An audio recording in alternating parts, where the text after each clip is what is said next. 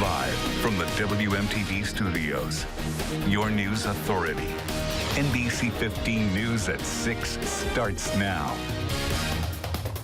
The first measurable snow of the season is on its way. We begin with team coverage tonight. It does appear, though, that the snow will not affect a lot of area residents' commutes home this evening, but it could be a different story later on tonight. Reporter Hannah Flood is standing by live in Madison, and meteorologist Brian Dukes is here in the Weather Center with your Weather Authority forecast. Brian, what are we expecting here as we move through the evening? Good evening, Lee. We are expecting that snow to move in here in the coming hours. Right now, the steady snow is still well off to our north. In fact, northern Wisconsin, and as you get closer to Duluth, Hayward, it's now getting closer to Rhinelander. So we have a couple hours here before we have anything to worry about. Until then, well, just a couple of flurries to kind of get us excited for the snow that's going to move in later on.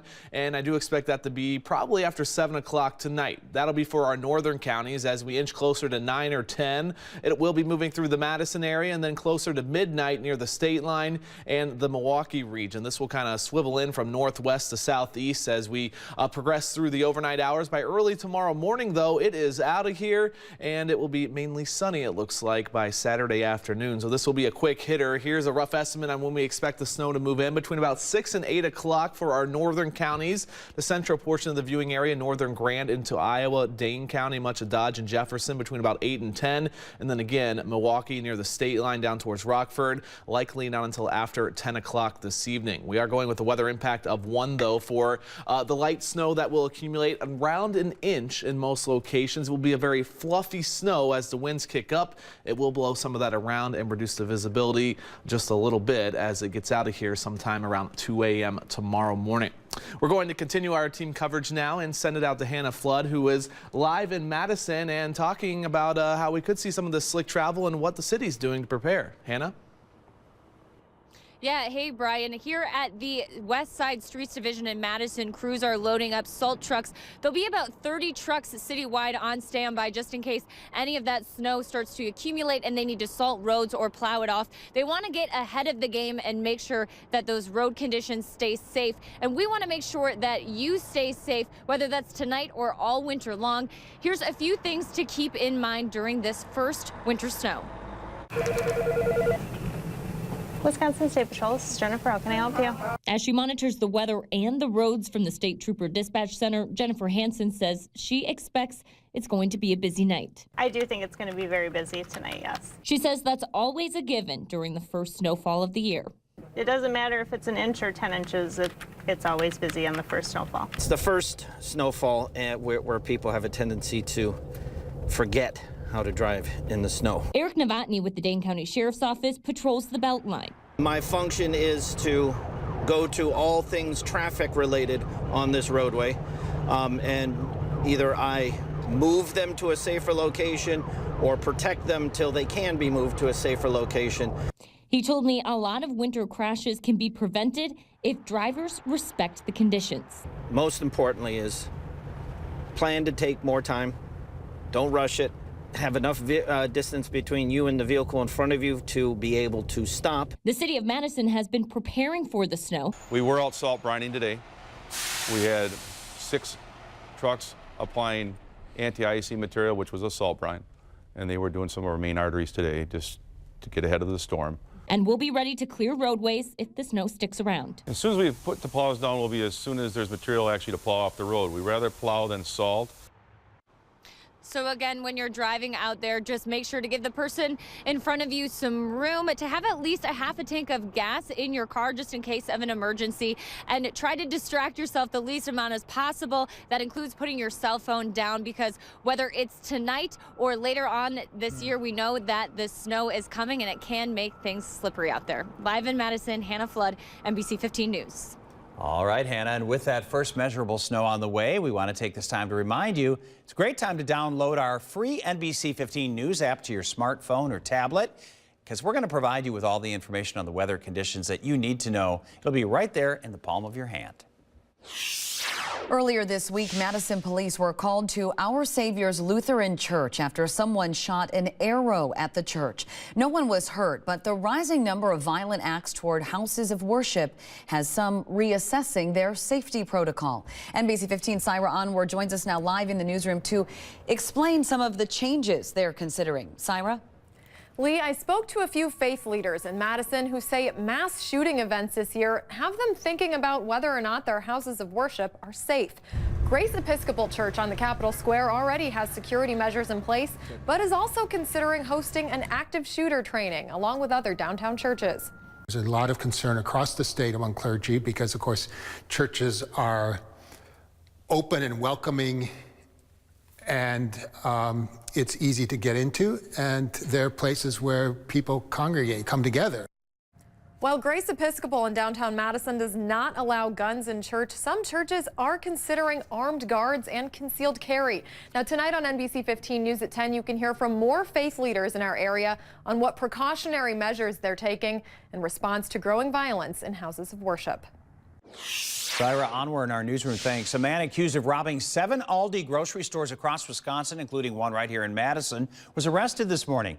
The FBI says 30-year-old Hiram Graham of Cudahy was arrested in the Milwaukee area. Authorities say Graham robbed the stores over the past 6 months. He robbed the Aldi's on Lean Road in October, they say. He's charged with violating the Hobbs Act and using a firearm in a crime of violence. A federal appeals court has overturned a ruling that could have released Brendan Dassey from prison. The 7th U.S. Circuit Court of Appeals ruled 4-3 that police properly obtained Dassey's confession and that he should remain behind bars. Dassey was featured in the Making a Murderer Netflix series after he was sentenced to life in prison in 2007.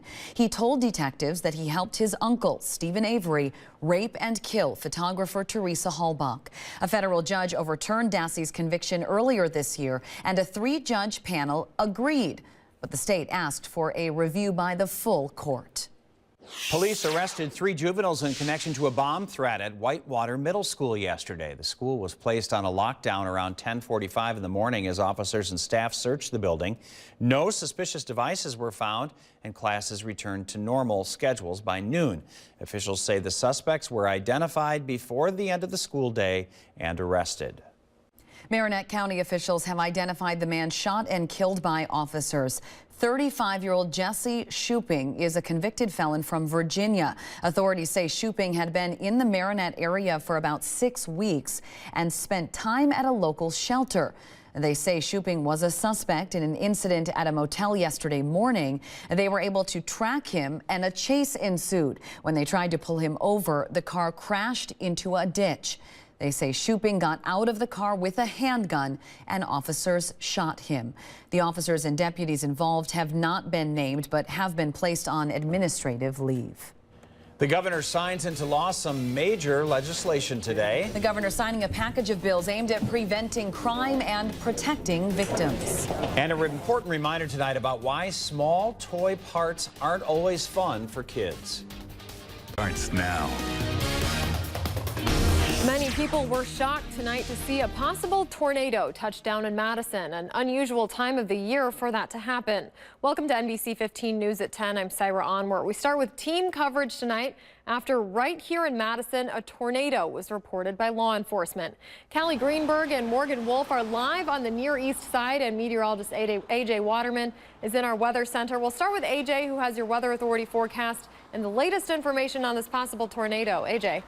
Yeah, that's right, Syra. Around 5 p.m., a supposed tornado did touch down on the east side of Madison. That'll be later confirmed by the National Weather Service. And we did get pretty darn good information, including that video that looks like it was. So likely tornado around 5 p.m. This did pass on the east side of Madison and hugged really Route 151 there on the east side, and that's where a lot of the damage had occurred. And you can see that on the velocity data where that red color meets the green. That does indicate rotation.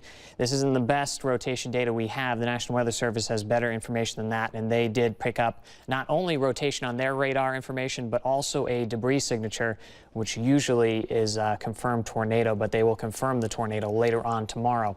Velocities in each direction were indicating rotation there, about 40 miles an hour, 10 miles an hour, and that's well above the surface. surface. Rotation could have been tighter than that and stronger than that, especially at the ground. So looking at Sky Tracker right now, those storms from today completely gone. Lingering showers trying to make it to Milwaukee, but really we're pretty much done with any weather or any extreme stuff as we head through tonight. It's going to be very calm, and tomorrow is looking absolutely spectacular. Definitely get outside and enjoy the nice weather, because we're going to have another chance of rain as we head through the work week. I'll have the details on what we can expect from that system coming during the week, and more on the week's forecast coming up in the next 10 minutes. Sarah?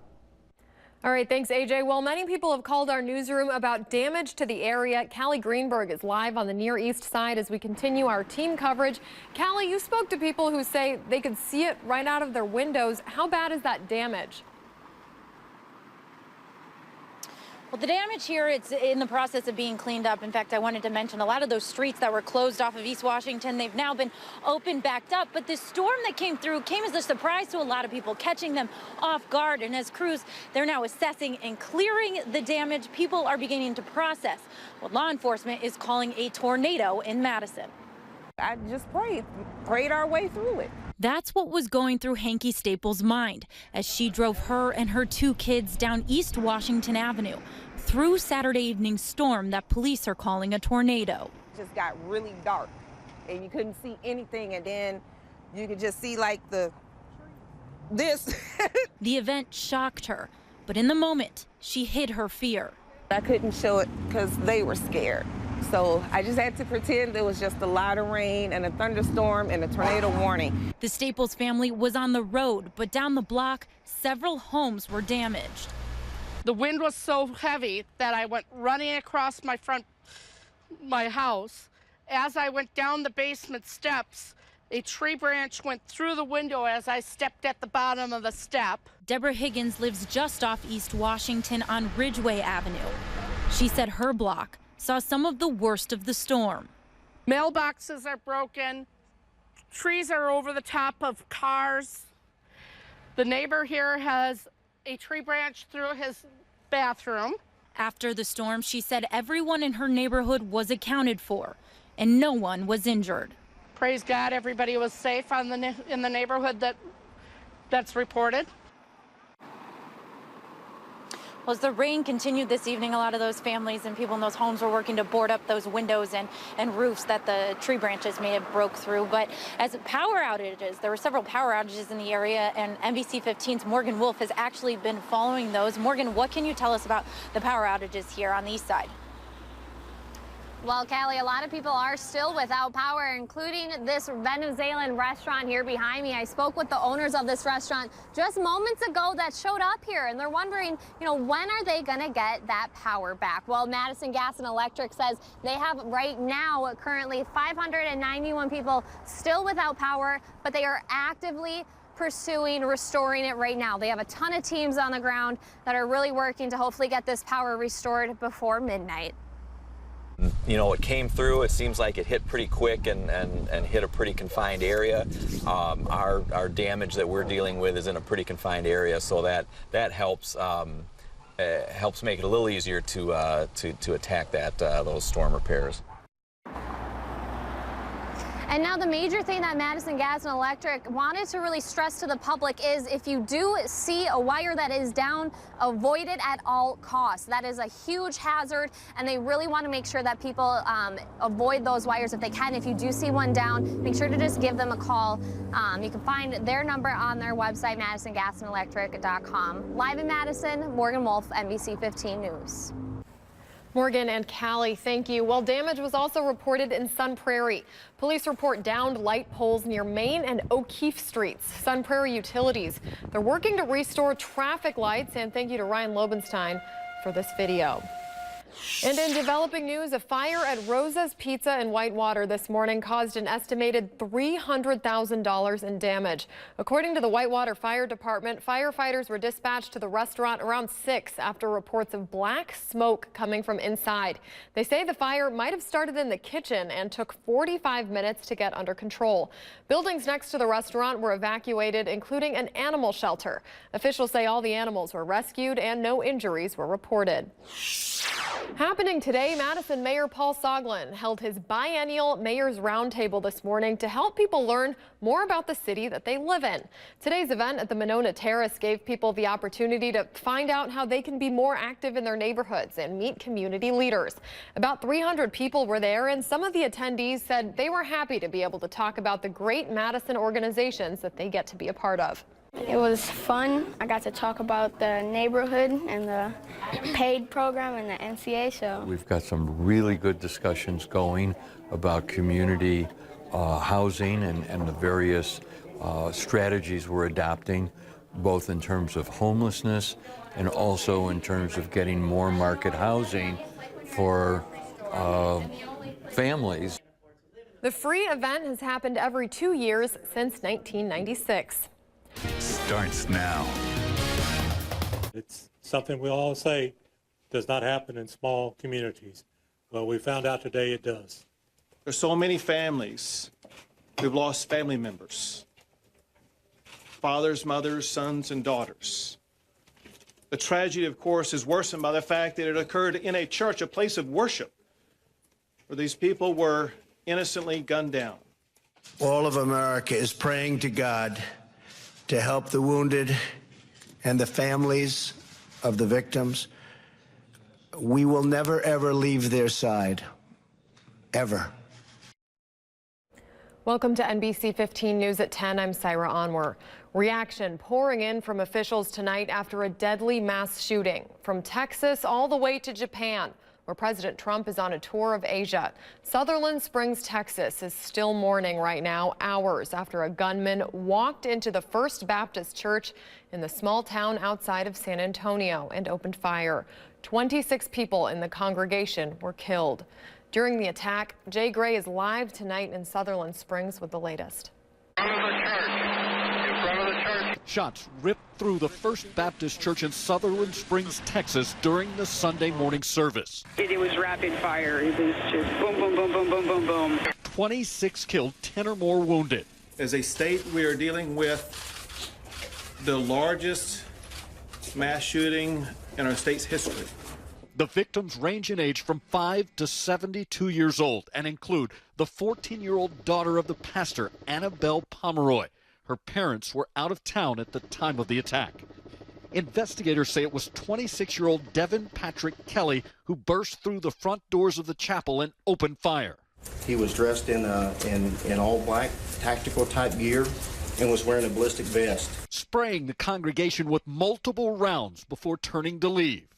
As he exited the church, a local resident grabbed his rifle and engaged that suspect. The suspect dropped his rifle, which was a Ruger AR assault type rifle, and fled from the church. Chased by that resident and police, Kelly crashed his vehicle just across the county line. And was found deceased in his vehicle. At this time, we don't know if it was a self-inflicted gunshot wound or if he was shot by our local resident who engaged him in gunfire. Records indicate Kelly spent time in the Air Force. His uncle calls him a coward, responding to the massacre, telling NBC News, "I never in a million years could have believed Devin could be capable of this kind of thing. I am numb. I'm so sorry for the victims in Texas." While this stunned, grieving community of less than 700 like investigators now searches for answers here. Jay Gray, NBC News, Sutherland Springs, Texas. Wisconsin officials also offered their thoughts on Twitter in response to the shooting. Governor Scott Walker said, quote, "Our prayers for the victims in Texas after the terror attack last week in New York City. We need more prayers against evil." Speaker Paul Ryan added, quote, "Reports out of Texas are devastating. The people of Sutherland Springs need our prayers right now." And we're going to be talking about a little bit of cold air now moving into southern Wisconsin. Some chilly stuff back into the forecast after we had 1 mile day, which actually was today. We did get temperatures back above average just by 1 degree. We did hit 50 degrees this afternoon, but the cold air is coming back in full force tonight. Low temperatures expected to be in the 20s again and temps below average through much of the week, if not the entire week. So temperatures off to the north in the teens. Fargo's at 16 degrees and all that cold air moving south and expected to be over us as we move through the rest of the week. 35 right now in Madison, 32 up in Camp Douglas. the coldest spots. So we do have a few clouds out there. Eventually, we do get into clear skies tonight. That doesn't help us stay warm. Clear skies allow things to cool down and expect it to be very chilly as we move through tonight. Here's a look at overnight low temperatures ranging in the 20s and adding in the wind. It'll feel even a bit cooler than some of these temperatures tomorrow morning for the kids at the bus stop. But I will talk more about what we can expect for the rest of the week, which does include a late week storm system that may include some snow. All the details coming up in just about 10 minutes. Sarah? Thanks, AJ. We have new information tonight in a fatal rollover crash in the town of Verona. Officials have identified the victim as 21-year-old William Joseph Kellerman of Verona. According to the Dane County Sheriff's Department, deputies responded to a single-car crash just before 7:30 last night. They say it appears a car driven by Kellerman was headed south on Highway 151 when it left the road and rolled multiple times. Authorities say Kellerman was thrown from the car and later died at a hospital. The crash is under investigation. Authorities say alcohol and speed are believed to be factors in a fatal crash in Dodge County early this morning. According to the Dodge County Sheriff's Office, officers were dispatched for a one-car crash on U.S. Highway 151 near County Highway C in the town of Trenton just after 3. They say a preliminary investigation shows that a man was driving northbound on U.S. Highway 151 when he missed a slight curve and went into the ditch before hitting a tree. He was pronounced dead at the scene. His name has not yet been released publicly. There were no passengers inside the car. In our Crime Tracker 15 report, police in Rockford, Illinois say an officer has died following a traffic stop overnight that led to a shooting. Authorities say Officer Jamie Cox pulled a car over and a few minutes later made a brief radio call for help. When officers arrived, they found a single car crash. A civilian was dead in the car and Officer Cox was critically injured. He was taken to a hospital where he died from his injuries. Cox was 30 years old and married. Police have released no other details. Police are investigating a robbery at a Sun Prairie restaurant this morning. According to the Sun Prairie Police Department, officers were called to the Sir Hobos on Main Street at 6:30. They say an employee reported someone entered the restaurant as the business was opening and demanded money from the cash register. The robber then ran off with an undisclosed amount of cash. Police say the suspect didn't display a weapon and no one was hurt. Please call the Sun Prairie Police Department on the number on your screen if you have any information.